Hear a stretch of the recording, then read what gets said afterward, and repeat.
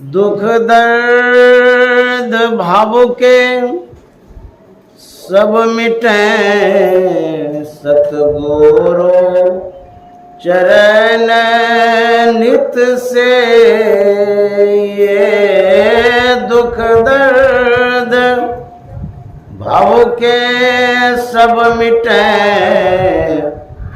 सतगुरु चरण नित से। ये गुरु भक्ति बिन कछु ना बने में ही सकल संतन कही। गुरु भक्ति बिन कछु ना बने। श्री सद्गुरु महाराज की जय। प्रातः स्मरणीय अनंत श्री विभूषित परमाराध्य सद्गुरु महाराज गुरुदेव महर्षि संत सेवी परमहंस जी महाराज इस आवास के अधिपति स्वर्गीय विंदेश्वरी बाबू और इस सभा में उपस्थित धोकरधारा गांव के सत्संग प्रेमी महानुभावों माता में बहनों, आज 17 मई 2025 ईस्वी है। आज के ही दिन सम्माननीय विंदेश्वरी बाबू स्वर्गवास हो गए, अर्थात हम लोगों के बीच से वो संसार से चले गए। यह तो आवागमन है, आना जाना लगा ही रहता है। आज हमें कल नहीं रहेंगे। जिसको हम अपने आंखों से देख रहे हैं वो एक दिन ओझल हो जाएगा। कहाँ चले जाएंगे किसी को था पता नहीं लगता है। तो हमारे विंदेश्वरी बाबू गए, लेकिन उनको याद क्यों करते हैं? उनके जीवन के साथ जो शुभ कर्म जुड़ा हुआ है, परोपकार कर्म जुड़ा हुआ है और परिवार से संबंधित जो हित जुड़ा हुआ है, इसीलिए उन्हें याद करते हैं। वो आदरणीय भी है, स्मरणीय भी हैं, याद करने योग्य भी हैं, क्योंकि अभी हम पूर्व वक्ताओं के द्वारा उनकी ख्याति विशेषता को सुन रहे थे।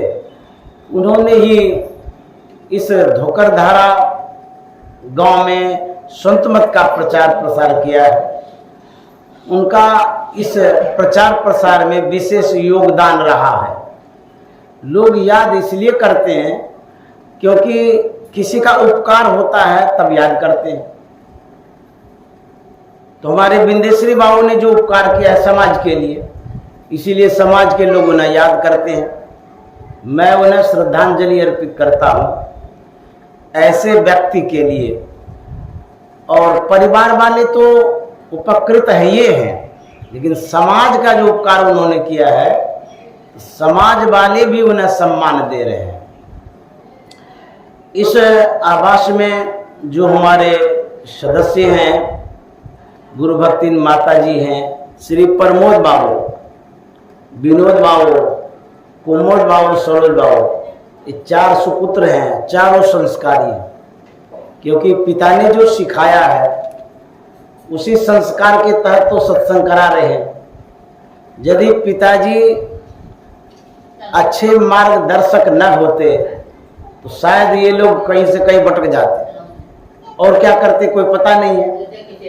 पुत्रों के अंदर में जो संस्कार डाला गया है सत्संग वाला उत्तम संस्कार, उसी के तहत ये लोग पिता के लिए श्राद्ध कर रहे हैं, पुण्यतिथि मना रहे हैं और सत्संग करा रहे हैं। ये पुनीत कर्तव्य पुत्र का जो है वही कर रहे हैं चारों भाई। जो सुपुत्री है श्वेता देवी जी, इस परिवार में सब शिक्षित है, क्योंकि विंदेश्वरी बाबू शिक्षक थे, पढ़े लिखे थे। जो शिक्षित व्यक्ति होते हैं वो अपने परिजन को भी उसी दिशा की ओर मोड़ते। तो श्वेता पढ़ी लिखी है, प्रोफेसर है, और संस्कार कितना अच्छा है, जो इनके अंदर में भक्ति है, माता पिता का ही संस्कार है, उसी के तहत आज ये ससुराल से यहाँ आई है सत्संग करने के लिए। लेकिन ये आ पाई है तब जब आदरणीय दीपक बाबू ने सहमति जताई है। ये कहते नहीं नहीं जाना है, तो फिर ये कहाँ से आती, घरे में रहती। दीपक बाबू की भी भूमिका है, ये भी बड़े संस्कारी व्यक्ति हैं। मैंने जो देखा है इनके स्वभाव को, संस्कार को। विंध्यश्री बाबू नहीं थे, उसके बाद दीपक बाबू मिले।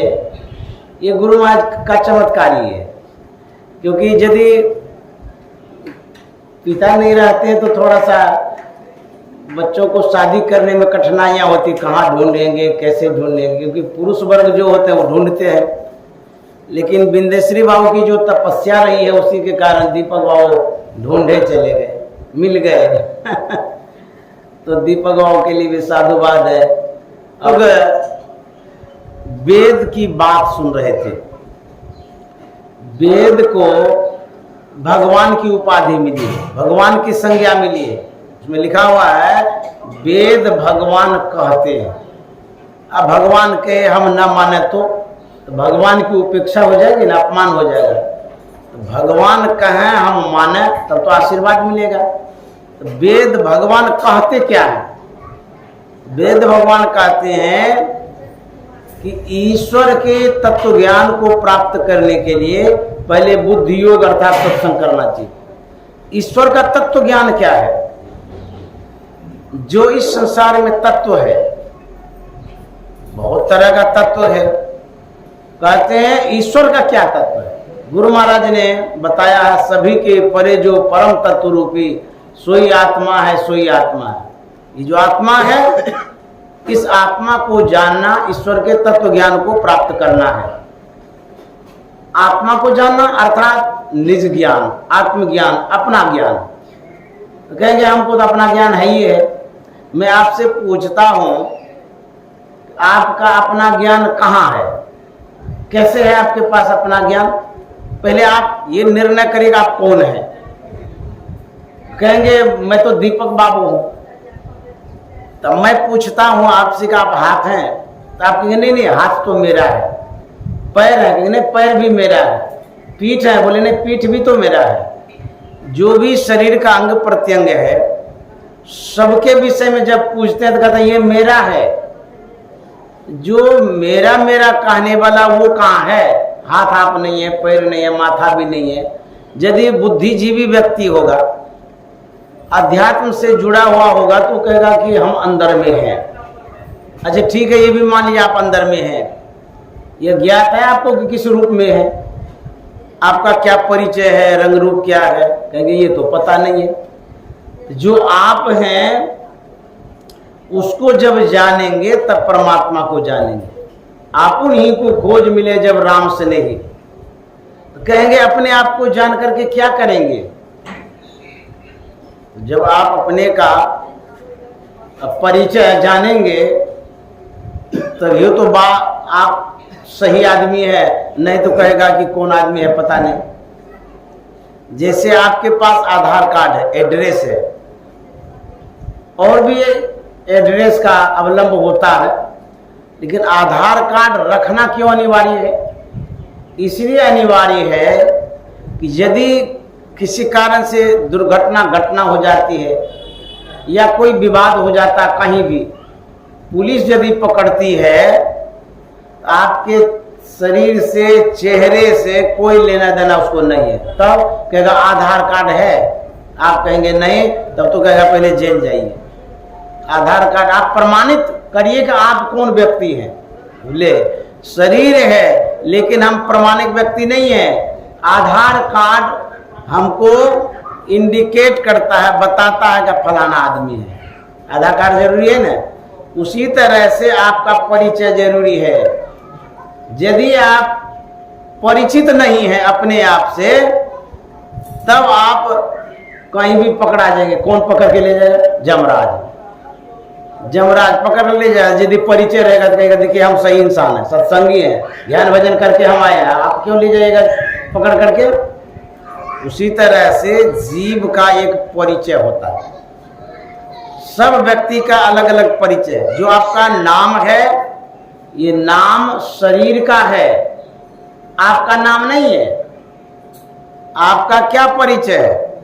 कहते चिदानंदमय देह तुम्हारी विगत विकार जान अधिकारी। हम ऐसे हैं। और गोस्वामी जी ने कहा ईश्वर अंश जीव अविनाशी चेतन अमल सहज सुख राशि। हम ईश्वर के अंश अविनाशी जीव है, ये हमारा परिचय है। तो जब आप अपने को पाएंगे, देखेंगे, तब जाकर के आपका पूर्ण कल्याण भी होगा। इसलिए सत्संग की आवश्यकता है, अपना परिचय हम जानें। इसीलिए वेद भगवान कहते हैं ईश्वर के तत्व ज्ञान को प्राप्त करना बहुत जरूरी है, और उसको प्राप्त करने के लिए सत्संग जरूरी है। वेद भगवान कहते हैं जो मार्ग श्रुति साधु दिखावे तेई मग चलत सबय सुख पावे। आप अपने जीवन में सुख चाहते हैं, मंगल चाहते हैं, अच्छा चाहते हैं, किनके निर्देशन में आप रहेंगे, मार्गदर्शन में रहेंगे? तो गोस्वामी जी कहते हैं यदि आप नहीं जानते हैं कि किनके कहे अनुसार चला है, तो कहते हैं कि जो मार्ग रास्ता, जो रास्ता है वह रास्ता जिस पर आप चल रहे हैं, यदि आप सुख चाहते हैं तो जो वेद बताता कि ये रास्ते पर चलिए, तब आपको सुख मिलेगा। रास्ता माना मार्ग। जो आप चल रहे हैं, ये सड़क पर चल रहे हैं, या घर में जो गैलरी है उसमें चल रहे हैं, या जो छोटा सा रास्ता उस पर चल रहे हैं, ये स्थूल रास्ता है, शरीर का रास्ता है, बाह्य रास्ता है। लेकिन आप जो चलेंगे वो रास्ता अलग है। गुरु महाराज ने कहा है ज्योति शब्द का बना मार्ग यह है। ज्योति अर्थात प्रकाश, शब्द जो नादानुसंधान की क्रिया से प्राप्त करते हैं। जीव का जो रास्ता है वो ज्योति वाला है और शब्द वाला है। पकड़ेंगे कैसे? मान लिया ज्योति और शब्द का रास्ता अंदर में, पकड़ेंगे कैसे? तो गुरु महाराज कहता धरा जाए तिल से। तिल माना बिंदु। उस रास्ते पर जो चलेंगे, बिंदु एक अवलंब है, आधार है, उसी से हम जा सकते हैं। रास्ता तो सूक्ष्म है, रास्ता तो अंतर में है, लेकिन हम तो बाहर जा रहे हैं। अभी हम लोग यत्र तत्र से यहाँ आए हैं, हम कुप्पा घाट से आए हैं। तो किस रास्ते से आए हैं? तो जो कुर्सेला होकर के रास्ता था धोकरधारा आने का, उस रास्ते से आए। लेकिन जीव का जो रास्ता है, हमारा जो रास्ता है, वो अंदर में है, ज्योति और शब्द का। दृष्टि रथ चढ़ी श्रुति धावे हो रामा नैन नगर से। जो दृष्टि रथ है उसी से हम यात्रा तय करते हैं। और कहाँ है वो रास्ता? नयन नगर में। नयन में आंख, आंख के भीतर में वो रास्ता है, बाहर में नहीं है।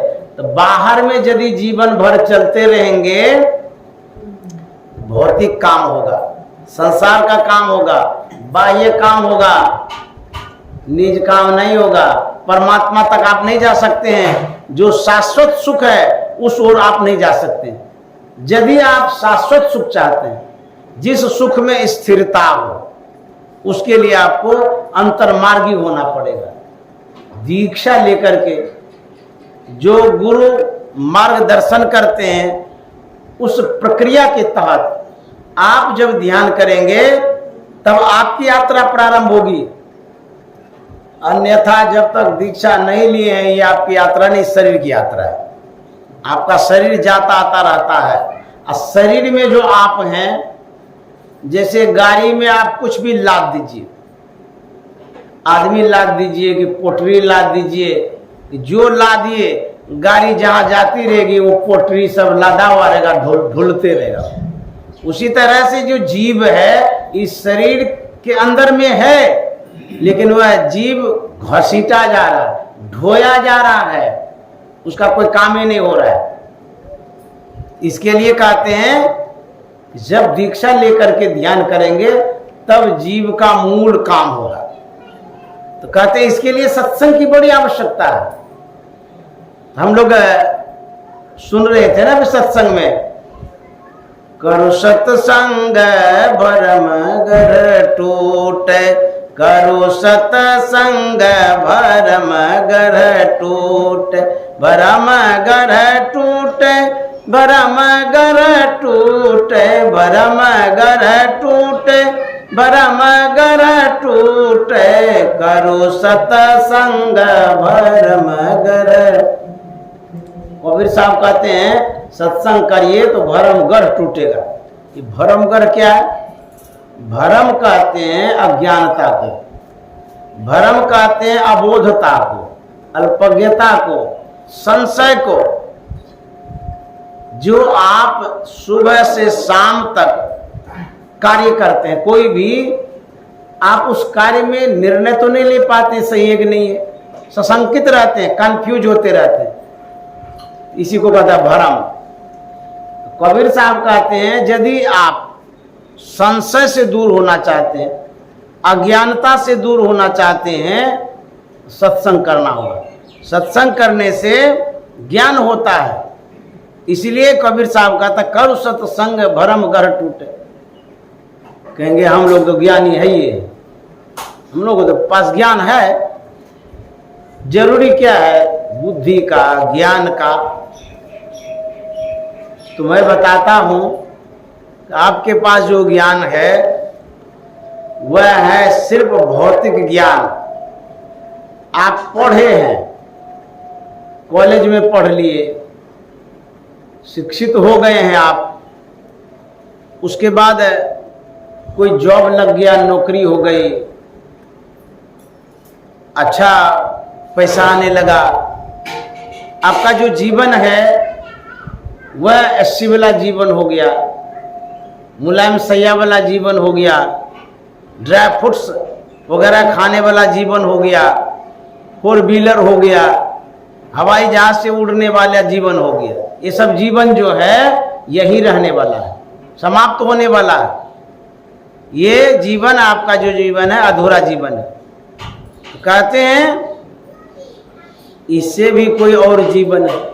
पढ़ तो लिए हैं, विद्या तो है, लेकिन निज ज्ञान नहीं हो, अपना ज्ञान नहीं हुआ है। जब तक आपको अपना ज्ञान नहीं होगा तब तक विद्या की आवश्यकता है। कोई कहेंगे और कौन सी विद्या होती है? गोस्वामी जी कहते हैं होई विवेक मोह भ्रम भागा, तब रघुनाथ चरण अनुरागा। कहते हैं जब विवेक होगा तब मोह चला जाए, संशय, भ्रम, अज्ञानता तब जाएगी जब विवेक होगा। विवेक, ज्ञान, बुद्धि क्या है? पर्यायवाची शब्द में जब ढूंढेंगे सब का अलग अलग नाम जरूर है, लेकिन एक ही काम होता है। जैसे विवेक है, बुद्धि उसी को कहते हैं, समझदारी भी उसी को कहते हैं, ज्ञान भी उसी को कहते हैं, लेकिन सब में अंतर क्या है? जब विवेक है तो गोस्वामी जी कहते हैं जब तक विवेक नहीं होगा तब तक अज्ञानता नहीं जाएगी। विवेक क्या है? विवेक का मतलब होता है विशेष ज्ञान। वह विशेष ज्ञान कौन सा ज्ञान? कहते हैं वह विशेष ज्ञान आत्मज्ञान को कहते हैं। आपको रोटी बनाने आता है, भात बनाने आता है, पढ़ने आता है, पढ़ाने आता है, बोलने आता है, ये विशेष ज्ञान नहीं है। तब जब आत्मज्ञान होगा तब विशेष ज्ञान होगा। तो कहते होई विवेक तब मोह भ्रम भागा, तब रघुनाथ चरण अनुरागा, तब भगवान में प्रेम होगा आपका। जब तक विवेक नहीं हुआ है तब तक आपके पास ज्ञान नहीं है। क्योंकि इतना जो ज्ञान है उतना ज्ञान है, उसका भी एक महत्व है, लेकिन विशेष ज्ञान की भी आवश्यकता है। एक एग्जाम्पल देते हैं, उदाहरण। एक गाय है, बछड़ा उन्होंने दिया, उत्पन्न किया। वह बछड़ा मां को पहचानता है, इतना तो बुद्धि है उसके पास। का एक गाय होगी, लेकिन उस सभी गायों में अपने मां को पहचान लेगा बछड़ा, कि नहीं ये मेरी मां है। उसी के थन में वो दूध पिएगा। जहां जहां गाय जाएगी वहां वहां बछड़ा भी जाएगा। ये तो बुद्धि है उसके पास कि हमारी मां है, जा रही है, तो वो जाता रहता है। वही बछड़ा जब सयाना हो जाता है, बड़ा हो जाता है, जिसको हम लोग सांड बोलते हैं, धाकर, जब वो सांड बन जाता है, बुद्धि तो है उसके पास, लेकिन विवेक नहीं है। क्या विवेक नहीं है? उसको यह ज्ञान नहीं है कि ये मां है तो इसके साथ संबंध नहीं बनाना है। यही ज्ञान नहीं है। मां के साथ भी संबंध बनाता है और भी गायों के साथ संबंध बनाता है। तो जो विवेक होना चाहिए मां को पहचानने का, वो नहीं है। यही विवेक मानव में होता है। तो गोस्वामी जी कहते हैं इसी विवेक की आवश्यकता कि ये माँ है, ये मेरी पत्नी है, ये हमारे पिताजी हैं, ये कोई पराया है। इसी को कहते हैं विवेक। आपको पहचानने की जब क्षमता हो जाती है तब आप विवेकशील प्राणी होते हैं। पहचानने की क्षमता को प्राप्त करने के लिए सत्संग की आवश्यकता है। बिनु सत्संग विवेक न होई, राम कृपा बिनु सुलभ न सोई। जब तक सत्संग नहीं करेंगे तब तक विवेक नहीं होगा। ऐसा क्यों कहा दिए गोस्वामी जी? जैसे आप मकई का बीज बोते हैं तो मकई का फसल काटते हैं, गेहूं का बीज बोते हैं तो गेहूं का फसल काटते हैं, चना मटर आदि का जो भी बीज बोते हैं खेत में वही फसल काटते हैं। तो फसल उपजाने का माध्यम खेत है। छत पर बीज बोइएगा तो बोया भी नहीं जाएगा, उगेगा भी नहीं, कहेंगे वो वहाँ उगने वाला नहीं है छत पर। या कड़ाही में वो बीज दे दीजिए तो उगेगा? नहीं नहीं, वो खेत में ही उगेगा। उसी तरह से जिसको भी विवेक चाहिए, ज्ञान चाहिए, वो कहाँ उपजता है? इस सत्संग रूपी खेत में। सत्संग में आएंगे तब विवेक उपजेगा, अन्यथा पेट भात के लिए तो विवेक है आपके पास, ज्ञान तो है। संत महात्मा कहते हैं हम यही संसार में रहेंगे सब दिन, आए हैं सो जाएंगे। राजा रंग फकीर एक सिंहासन चढ़े चले, एक बंधे जा, जो भी आए हैं सब चले जाएंगे संसार से, लेकिन आगे पीछे जाएंगे। तो कहते हैं संसार से जो जाएंगे फिर साथ क्या जाएगा? रुपया, परिवार? नहीं नहीं। धनानि भूमो पशवो ही गोष्ठे, नारी गृह द्वारानि सखा श्मशाने, धर्मानु गोगच्छति जीवे का। आपके साथ क्या जाएगा? कहता शुभ और अशुभ कर्म। नारी भी नहीं जाएगी, कोई जानवर भी नहीं जाएगा, धन सब यही धरा पर धरे रह जाएगा। एक दिन जाना है। कोई कहेगा जाना है तो जाना है, इसमें सिरदर्द की क्या बात है? सत्संग की क्या जरूरत है? कोई कह सकता है। बहुत लोग बोलता है कि कौन देखा है स्वर्ग है कि नरक है कि क्या है, सब लोग मरता है, हम भी मरेंगे। लेकिन एक बात याद रखिए कि आपके पिता ने, माता ने कहा कि जाओ पढ़ने के लिए, तो आप कहते थे उस समय बच्चे में पढ़ करके क्या करेंगे? बोले अरे पढ़ोगे तो बुद्धि विवेक सब कुछ होगा, पढ़ लिख करके नौकरी हो जाएगी, पैसा हो जाएगा तुम्हारे पास। वो बच्चा कहेगा फालतू वाला बात, कहीं पढ़ने लिखने से नौकरी होती है? कोई ज्ञान होता है? हम नहीं जाएंगे, तुम्हारी बात बेकार है। वह बच्चा बात नहीं मानता है, उसका जीवन उज्जड़ जैसा हो जाता है, उजड़ जाता है, दुखदाई हो जाता है। लेकिन कोई बच्चा बात मान ले, जैसे पीहू है वो मानती रहती बात, वो बात मान करके स्कूल जाए, पढ़े लिखे, एक दिन सही में नौकरी जब होगी तब वो कहेंगे नहीं माता पिता ठीक है कह रहे थे, पढ़ने लिखने से नौकरी होती है, पैसा आता है, सुखमय जीवन होता है। तो किनके बातों पर चलने से आपको सुख हुआ? बड़े आदमी के, पेरेंट्स के बातों पर चले, माता पिता के बात पर चले। और उस समय विश्वास नहीं करते तो, विश्वास यदि नहीं करते तो जीवन आपका वर्तमान में जो यदि सुखी है तो नहीं होता। उसी तरह से जो वेद कहता है, जो संत कहते हैं, उनकी बातों को मान करके चलिएगा तो सुख होगा। इसीलिए बात माननी चाहिए। हमारे गुरु महाराज ने कहा है, जनली पटोरे प्यारे जग पार देसवा, सुख कछु इह मानाई। गुरु महाराज कहते हैं संसार के लोगों मत लिपटो संसार में, यहाँ सुख नहीं है। कहेंगे सुख तो मिलता है, क्या स्वादिष्ट भोजन करते हैं, तृप्त हो जाते हैं खा करके, कितने देर के लिए सुखी होते हैं सो बताइए? कुछ घंटों के लिए, फिर कहते हैं भूख लगी है खाएंगे। कोई कपड़ा आप खरीदते हैं 10,000 का, कोई पोशाक है, बड़ा प्रसन्न होते हैं, बाप रे बाप कितना अच्छा पोशाक है, आप पहन करके चमकते दमकते रहते हैं। लेकिन किसी के शरीर पर 20,000 का पोशाक आप देख लिए तो आपका 10,000 वाला जो पोशाक था वो बेकार हो गया उसी समय। दो तो नहीं, हम तो 10,000 का खरीदे, वो तो 20,000 का खरीदा, हम तो इसी में फूले नहीं समाते थे।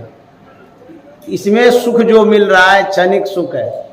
उसके बाद आप मान लीजिए घर बना लिए 1 करोड़ का, आप उसमें खुश हैं, लेकिन जब आपके पास कोई बताता है आकर के कि नहीं फलाना का घर तो जा कर के देखिए 5 करोड़ का घर है, स्वर्ग जैसा लगता है, फिर आप नाखुश हो जाते हैं। रे 1 करोड़ में हम सोच रहे थे बढ़िया है, लेकिन 5 करोड़ वाला घर तो और बढ़िया है। तो संसार का जो ये सुख है ये घसकते रहता है। जिसमें भी आप सुख महसूस करते हैं या मानते हैं वो स्थिर नहीं रहता, घसक जाता है, भाग जाता है। इसीलिए संत महात्मा कहते हैं, आत्म सुख निज तेरे, तू तन मन सुख निज के जानियो भयो काल को चेरे। जो आत्म सुख है वही आपका अपना सुख है। इसी सुख के लिए संत महात्मा सत्संग करने के लिए कहते हैं। जब तक संत महात्मा के शरण में नहीं आएंगे आपके जीवन में बदलाव नहीं आएगा। यदि जीवन को बेहतर बनाना चाहते हैं उसके लिए साधु महात्मा के बातों को मान करके जब चलेंगे तब आपका जीवन बदलेगा, परिवर्तन होगा।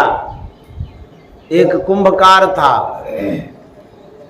वह थोड़ी सी मिट्टी लेकर के चाक पर चढ़ाता है और आकार प्रकार देने लगता है चाक को घुमा करके। तब तक में उसकी पत्नी आ गई। पत्नी जो आई तो उसने देखा कि कुंभकार चाक घुमा रहा है, थोड़ी सी मिट्टी लेकर के क्या बना रहा है। पूछती है, अरे कुंभकार तू क्या बनाने जा रहा है? कुंभकार ने कहा कि मैं चीलम बनाने जा रहा हूँ। बोले क्यों?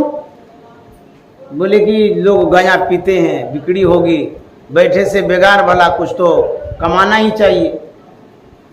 तो उनकी पत्नी ने कहा, जब काम ही कर रहे हो मिट्टी का तो बड़ा काम करो, बड़ा बर्तन बनाओ, ज्यादा पैसा होगा। तो बोले क्या करें? उसकी पत्नी कहती है सुराही बनाओ, गर्मी का मौसम है, बिक्री ज्यादा होगी और पैसा भी ज्यादा होगा। कभी कभी पत्नी की बातों को मान लेना चाहिए। कोई कोई मर्द होता है महिला की बात मानेंगे, हमारा मोछ गिर जाएगा तो बोले मोछ खड़ा करने के लिए बेचारी की दुर्दशा क्यों करते हैं? अरे अच्छे तो बात कर रहे, वो हेल्पर हैं, सहयोगी हैं, सपोर्टर हैं, आपका दाहिना हाथ है, आप कहते हैं कि इसकी बात को मानेंगे? माननी चाहिए बात को। कोई एक व्यक्ति के लिए नहीं कह रहा हूं, जनरली बात कहता हूं कि जो अर्धांगिनी है, आधे हिस्से की अधिकारिणी सब चीज में, लेकिन बेचारी सहती है। आप पुरुष हैं तो पुरुष प्रधान देश है तो दबा दबा के रखते हैं, नहीं ये ठीक नहीं है। यदि अच्छी बात है तो मानने में क्या हर्ज है, उसमें मोक्ष गिरने का क्या बात है। कभी कभी बात माननी चाहिए इसलिए कि अच्छी बात है। मेल से यदि रहेंगे, प्रेम से रहेंगे, एक दूसरे का कोऑपरेट करेंगे, आपके घर में स्वतः लक्ष्मी की वृद्धि होगी। जहाँ खरमंगल होगा वहाँ पर लक्ष्मी धीरे धीरे चली जाएगी, समझे। तो देखिए कैसे प्रेम मेल से एक दूसरे का बात मान करके आगे बढ़ते हैं, वही इस कथा में है। वह जो महिला थी उसने कहा कि मेरी मानो चीलम बनाना छोड़ दो, सुराही बनाओ, इसमें ज़्यादा पैसा भी होगा। बातें जच गई, बोले नहीं ठीक है कहते, अरे मिट्टी का तो काम करना है, जो चीलम बनाएंगे उसमें कम पैसा होगा, घड़ा में तो ज़्यादा होगा, मेहनत तो लगेगा उतना ही। तो बात जच गई। कुंभकार अपना विचार बदलता है, अब पत्नी के विचारों के अनुरूप काम करना शुरू करता है। वो क्या करता है, ढेर मिट्टी लेता है और चाक पर चढ़ाता है। वह आकार प्रकार देने लगा, अर्थात सुराही का रूप देने लगा। जब वो चाक घुमा रहा था उसी समय उस मिट्टी से आवाज आती। वही मिट्टी जो चाक पर है वो पूछती है, अरे कुंभकार, तू तो पहले थोड़ी सी मिट्टी चढ़ाया था, पहले क्या बना रहा था, अब देखते हैं ढेर चढ़ा लिया, अब क्या बनाने जा रहा है। कुंभकार कहता है पहले मैं चीलम बना रहा था, अब सुराही बनाने जा रहा हूं। बोले जब चीलम बनाने जा रहा था फिर हुआ क्या जो सुराही बनाने जा रहा है। कुंभकार कहता है मैं जब बनाने जा रहा था मेरी पत्नी आई, उसने देखा और पूछा कि क्या करने जा रहे हो। मैंने कहा कि चीलम बनाने जा रहा हूं। उसने कहा कि चीलम मत बनाओ, इसमें कम पैसा होगा, सुराही बनाओ, इसमें ज्यादा पैसा होगा, समय उतना ही लगेगा, मिट्टी का ही काम है। तो बातें जच गई। तो मैं अपनी पत्नी के बात को मान करके सुराही बनाने जा रहा हूं, यही कारण है मैं अपना विचार बदल दिया, अब पत्नी के विचार के अनुरूप सुराही बनाने जा रहा हूं। अब देखिए मिट्टी क्या कहती है, अरे कुंभकार, तूने तो विचार ही बदला, मेरी तो जिंदगी बदल गई। बोले सो कैसे, सो कैसे। मिट्टी कहती है यदि मैं चीलम बन जाती, चीलम तो बना रहा था पहले, यदि मैं चीलम बन जाती मेरे अंदर में आग लगाता।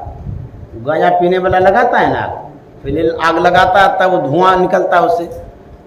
तो मिट्टी कहती है यदि मैं चीलम बन जाती मैं स्वयं जलती और जो गांजा पीता उसके कलेजों को जलाती।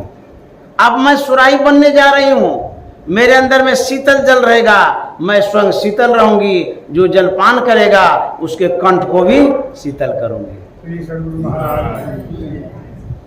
यदि आपके जीवन में बदलाव आता है, देखिए जीवन कितना सुंदर हो जाता है। तो बदलाव कब आता है, जब बड़ों को मानते हैं, बुजुर्गों को मानते हैं, वेद को मानते हैं, संत को मानते हैं, तब आपके जीवन में बदलाव आता है।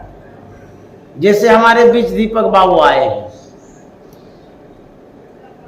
इनका विचार बना होगा कि बाबा आ रहे हैं, चलते हैं सत्संग सुनने के लिए, और ससुर जी का श्राद्ध भी है। तो विचार इनका कब बना। हो सकता है कि इनकी जो धर्म पत्नी है श्वेता कभी कभी सुनाती होगी सत्संग के विषय में, इनके मन में बातें बैठती होगी कि नहीं ठीक कहते हैं। तो जब विचार इनका बना तब तो यहाँ आए, नहीं तो कहते नहीं नहीं हम नहीं जाएंगे, हमको समय नहीं है, जाओ तुमको जो करना करो, हम जा रहे हैं दूसरा काम करने के लिए। तो जब आप शास्त्र को मानते हैं, महापुरुषों को मानते हैं, सत्संग की बातों को मानते हैं, तो आपका जीवन बेहतर होता है। आज यहाँ जो आए हैं सत्संग सुन रहे हैं, सत्संग सुनते सुनते जीवन में ऐसा बदलाव आ जाएगा, एक दिन पूजनीय हो जाएंगे, ये प्रणम्य हो जाएंगे, और जो कोई मिलेंगे वो प्रणाम भी करेंगे। जब आप बड़ों को सुनते हैं तो आपके जीवन में बदलाव आता है, परिवर्तन होता है, एक सांचा होता है। ईटा भट्टा में देखे होंगे, उस सांचा में कुछ आकार प्रकार भी होता है, कोई स्वस्तिका बना देते हैं, कोई ओम बना देते हैं, कोई और राधा राधा भी लिख देते हैं। जो भी सांचा में बना हुआ है अनुकूल मिट्टी देने से वो उग जाता है, वैसा ही उगता है ईटा में। ठीक उसी तरह से हम लोगों के जीवन का जो सांचा है वो सांचा क्या है? यही संत मत सत्संग। सत्संग रूपी सांचे में यदि ढाल देंगे अपने आप को तब क्या होगा? इसमें होगा क्या? जैसे सांचा में जो कुछ भी होता है ईटा में उगता है ना, उसी तरह इसमें क्या उगेगा? गुरु महाराज बता रहे हैं। गुरु महाराज कहते हैं संत मता बिनु गति नहीं, सुनो सकल दे कान, जो चाहो उद्धार को तो बनो संत संतान। जब तक संत की संतान नहीं बनेंगे तब तक आपका उद्धार नहीं होगा। ये सांचा है, इसमें शांति मिलेगी, सुकून मिलेगा, सुख मिलेगा, पूजनीय हो जाएंगे, प्रणम्य हो जाएंगे, धन में वृद्धि हो जाएगी, मरने के समय अच्छी गति होगी। यही तो सांचा है इसमें जो अंकित है। गोस्वामी जी ने लिखा है ये समाज कैसा है? ये जो संतमत समाज है सुजन समाज, सकल गुण खानी। ये समाज कैसा है? सुजन, अच्छे व्यक्तियों का समूह है। और क्या विशेषता का था? सकल गुण खानी, सभी गुणों की खानी है इसमें। इसीलिए गोस्वामी जी कहते हैं ऐसे समाज को करो प्रणाम, जोरी जुगपानी। मैं ऐसे समाज को प्रणाम करता हूं जो इस समाज से जुड़े हुए हैं। समाज का जो निर्माण गुरु महाराज ने किया है, सब कोई अलग अलग सोसाइटी का निर्माण करते हैं। जैसे जब मैं बड़े बड़े शहर में जाता हूँ उसकी सोसाइटी होती है, जो कैंपस होता है उसमें जो रूम वाले होते हैं, रहने वाले होते हैं, उसके मन में यही होता है कि सज्जन यहाँ बसे। जब आप बुक करते हैं कमरे को, जो मकान बनाने वाला होता है बिल्डर उसको बोलते हैं, तो बिल्डर बेचता है बिल्डिंग को। उसमें यही कहा जाता है इसमें यही व्यक्ति रहेंगे तब तो कमरा देंगे, नहीं तो नहीं देंगे। अनुकूल आदमी हो, कहते हैं ना कि सब अच्छा रहेगा तो इस सोसाइटी का माहौल बढ़िया रहेगा, हम लोग सुख शांति से रहेंगे। मान लिया जाए गड़बड़ आदमी घुस गया तो एक आदमी चैन से जीने नहीं देगा। तो सोसाइटी कैसा बनाना चाहते हैं, समाज कैसा बनाना चाहते हैं? अनुकूल, अपने अनुकूल, सज्जन वाला, अच्छा विचार वाला, ऐसा ही बनाना चाहते हैं। तो गुरु महाराज ने जो इस समाज का निर्माण किया, संतमत समाज का, कैसा व्यक्ति है, किस व्यक्ति का समूह है? जब कोई भी व्यक्ति चोरी करता है, सरकार सुधारने का काम करती है, सुधारती है ना। अच्छा समाज सरकार भी तो बनाना चाहती है, अच्छा समाज संत भी बनाना चाहते हैं। तो दोनों के बनाने में अंतर है। सरकार जो समाज को अच्छा बनाती है कूट के, मार के, जेल में बंद करके, लेकिन जो चोर जेल में चला जाता है भले सजा काट के आता है लेकिन आने के बाद दूसरे का गला घोटना शुरू कर देता है। ये सरकार के द्वारा समाज का निर्माण होता है। लेकिन हमारी सरकार जो है सदगुरु महाराज, वो कैसे निर्माण करते हैं? एक एग्जाम्पल देते, उदाहरण। गुरु महाराज ने समाज को जो बनाया है, कैसे बनाया है? कहीं दूर की बात नहीं कह रहा हूँ, बगल में धरारा है ना, इसी धरारा की बात सुनाने जा रहा हूँ। कितना दूर है धरारा? 3 किलोमीटर दूर है। वो धरारा है, ये धोकरधारा है, दोनों में धो है। जब धैर्य रखिएगा तो आपका विशेष कल्याण होगा। तो गुरु महाराज को जो बाबा देवी साहब ने कहा था कि जाकर के खेती बाड़ी करो, केला बाड़ी लगाओ, स्वावलंबी जीवन बिताओ, तो गुरु महाराज आज्ञा पा करके आए थे धरारा। यहाँ पर केला लगाना शुरू किए, एक से एक क्वालिटी का केला, जो केला सबसे अच्छा हो, पूरा बाड़ी में लगाया गया। बहुत केला ही केला बाड़ी में है, बड़ी बड़ी छीमियाँ थी, बड़की बड़की खानी। जो आसपास के लोग थे वो जब देखा ना केला को, मुंह में पानी आने लगा उसको। बाप रे, बाबा के पास केला, एक से एक केला है, मांगेंगे तो देवो ने करेगा। ऐसा करके चोरी कर लेते हैं। देखिए मैं क्या कहने जा रहा हूं, समाज को गुरु महाराज ने जो संगठित किया, जो बनाया है, किस तरह से बनाया है संत मत समाज को, इस कहानी में यही बात है। सरकार किस तरह से करती है, हमारे गुरु महाराज किस तरह से कर रहे हैं, दोनों में मिलाइएगा। एक चोर मन में सोचता है कि चोरी करेंगे तो रात में करेंगे, क्योंकि दिन में तो पकड़िए लेगा, मार वो करेगा। एक दिन की बात है, सबके सब सोए हुए थे, गुरु महाराज भी, सब बाबा लोग भी।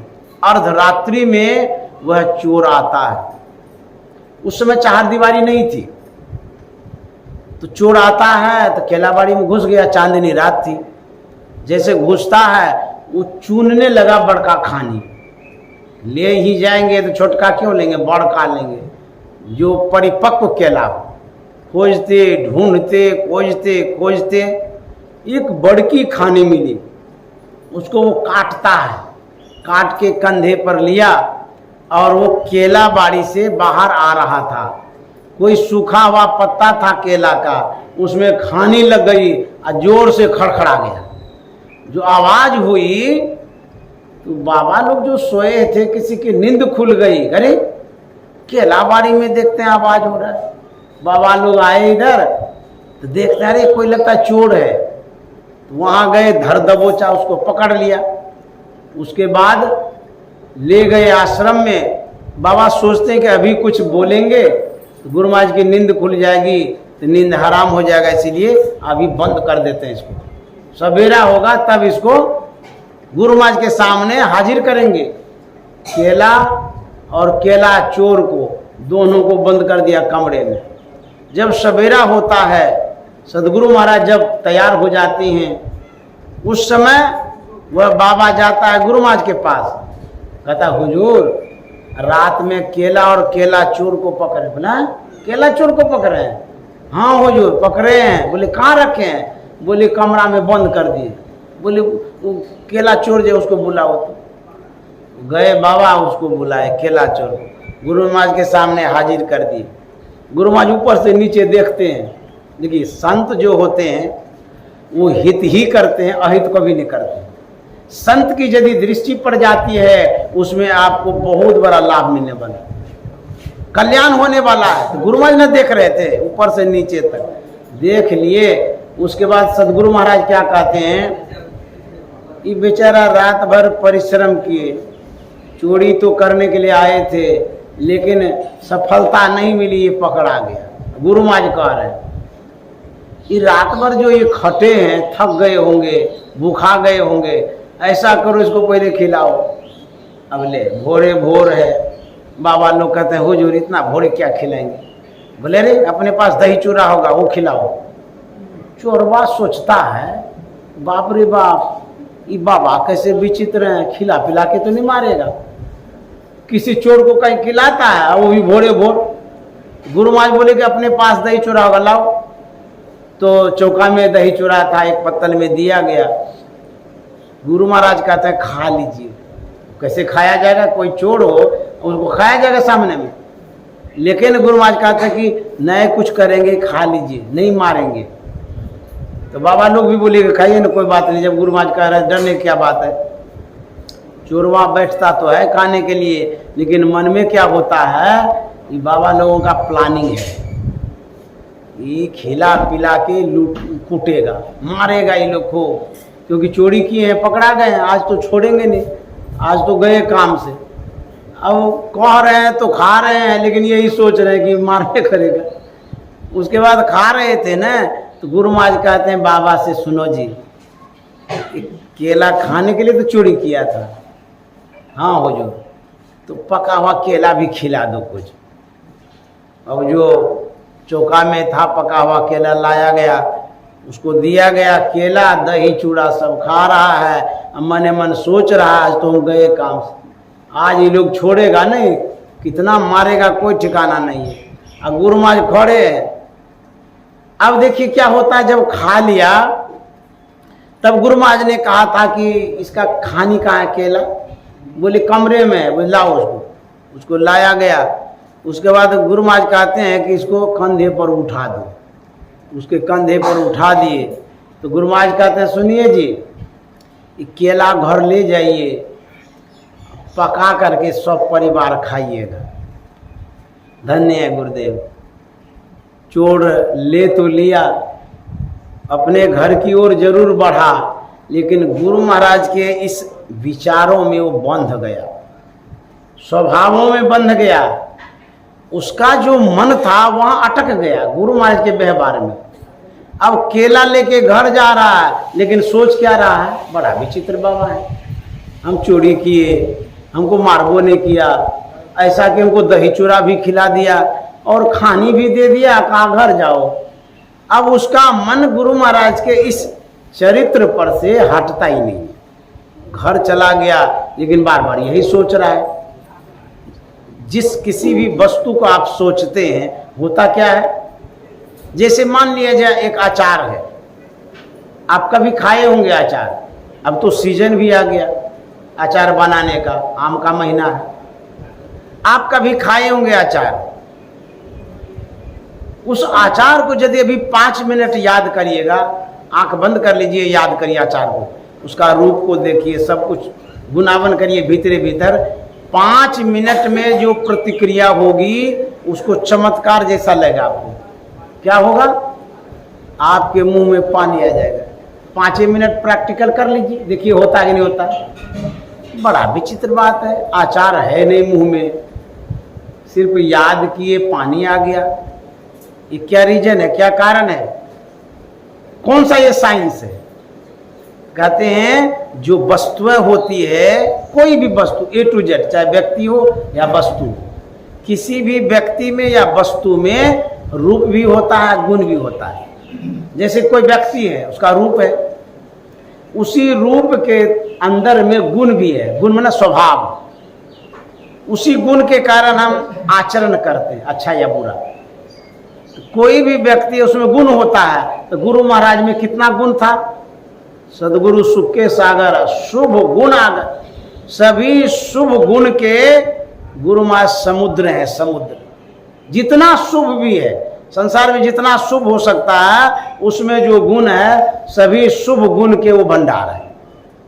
अब वो जो गुरु महाराज का चिंतन करते हुए घर गए, अब होता क्या है, उसका मन यही जो अटका हुआ था शुद्ध होना शुरू हो जाता है, मन पवित्र होना शुरू हो जाता है। जैसे आप बाजार में जब जाते हैं, एक कचिया खुरपी पिजाने वाला मशीन होता है, देखिएगा गोल गोल घूमता रहता है, और जैसे रखता है कचिया खुरपी को, एकदम धार तुरंत होता है ना, साफ भी हो जाता है, उजला हो जाता है, धार भी हो जाता है, वो मशीन गोल गोल घूमता है। जैसे ही धरे उस मशीन पर तुरंत धार हो गया ना, धार होने के पहले सफाई होती है। बिना साफ हुए कोई भी वस्तु धारदार नहीं हो सकती है, तो पहले सफाई होती है, तब उजला दिखता है, तब धार होता है। तो जो मशीन पर कचिया खुरपी चढ़ गया तुरंत धार होता है। उसी तरह से जिस व्यक्ति का मन संत सदगुरु के रूप में चला गया, ख्यालों में चला गया, चिंतन में चला गया, वो सदगुरु रूप ऐसा मशीन है, आपके जन्मों जन्म का जो पाप है, जो काई है, उसको दूर कर देता है,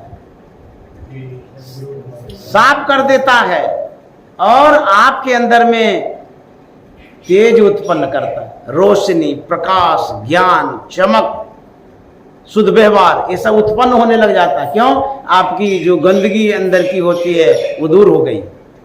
किस कारण से? चिंतन करने से, ध्यान करने से, सोचने से।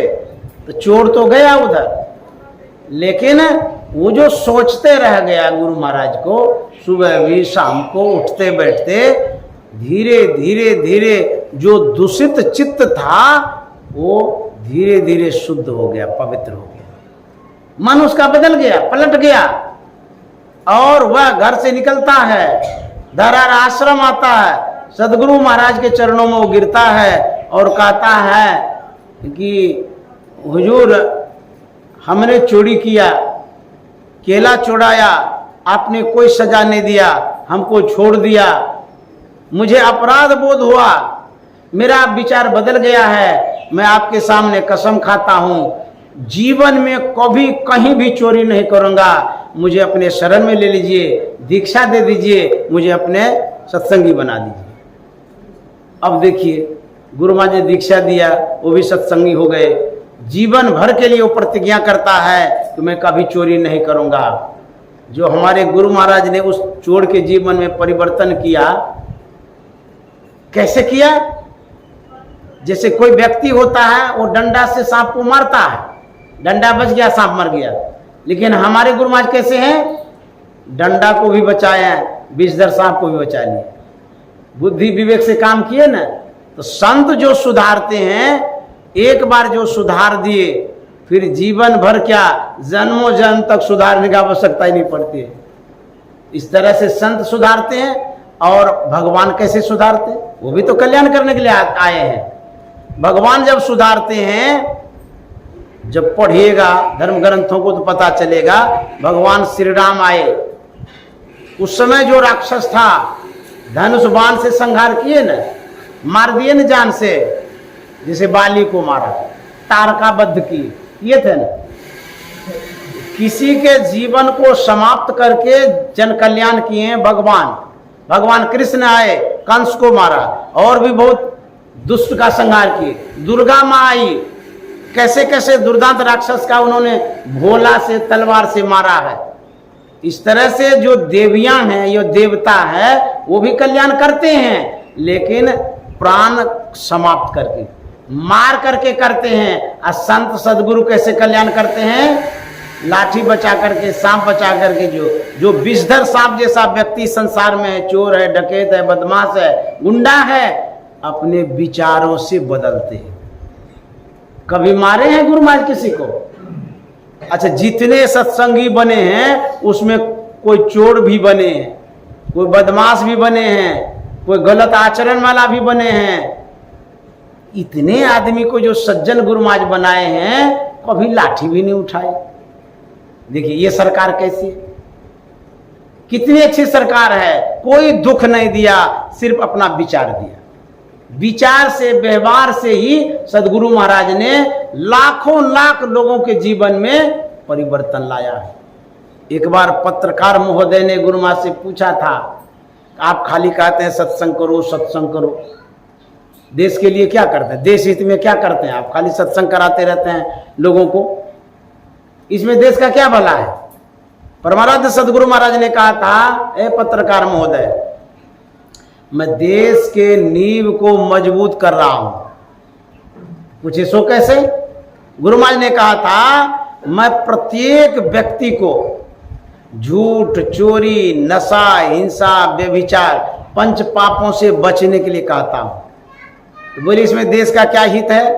तो गुरु महाराज ने कहा था, यदि कोई व्यक्ति चोरी न करे, जो मैं कह रहा चोरी नहीं करने के लिए, यदि जो व्यक्ति चोरी नहीं करता है, जब चोरी ही नहीं होगी, पुलिस की क्या आवश्यकता है?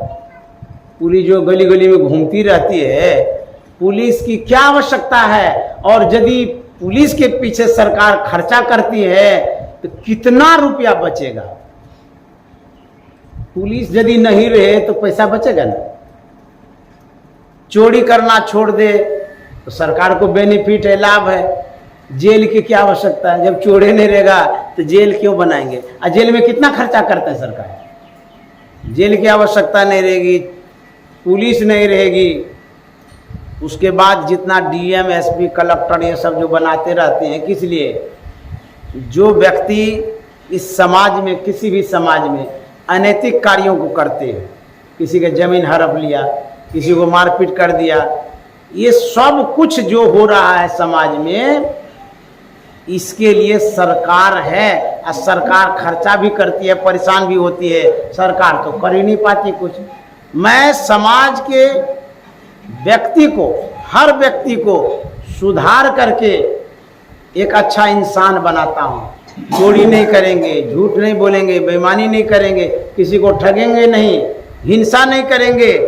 ये जो पंच पाप है, उन पंच पापों से मैं व्यक्ति को बचाता हूँ। मान लिया जाए इस समाज में यदि सब सदाचारी हो जाए, तो जब सदाचारी हो जाएंगे, घर का माहौल, समाज का माहौल कितना बदलेगा। समाज के लोग सदाचारी हो जाएंगे, और जो सदाचारी होंगे समाज के लोग, इसी समाज से कोई न कोई व्यक्ति राजनीति में जाते हैं। जब वो राजनीति में जाएंगे, अच्छे समाज से गए हुए व्यक्ति जो होते हैं वो समाज का कल्याण ही करेंगे। जैसे नेता जो बनता है, राजनेता, अच्छा यदि जाएगा यहाँ से, आपके हित में काम करेगा। वही हित में जो काम करेगा उसी व्यक्ति को हम बनाते हैं, अच्छे इंसान को तैयार करते हैं। यहाँ से राजनीति में जाएगा, राजनीति भी शुद्ध हो जाएगी, राष्ट्रनीति भी शुद्ध हो जाएगी, और देश में राम राज्य आ जाएगा। सभी सुख शांति से, कल्याण से रहेंगे। इसीलिए गुरु महाराज कहते हैं, मैं देश के नींव को मजबूत करता हूँ। संत मत क्या करता है? समाज को सुधारता है। इसीलिए गोस्वामी जी कहता, सुजन समाज सकल गुण खाने। समाज कैसा? सुजन, अच्छा समाज, सभी गुण की खानी है। गुरु महाराज ने कृपा करके संत मत को प्रचारित किया है, और उसी ज्ञान को प्राप्त करके आदरणीय बिंदेश्वरी बाबू ने इस समाज में भी सत्संग किया है, करवाया है, और इस समाज के लिए भी उन्होंने प्रयास किया है।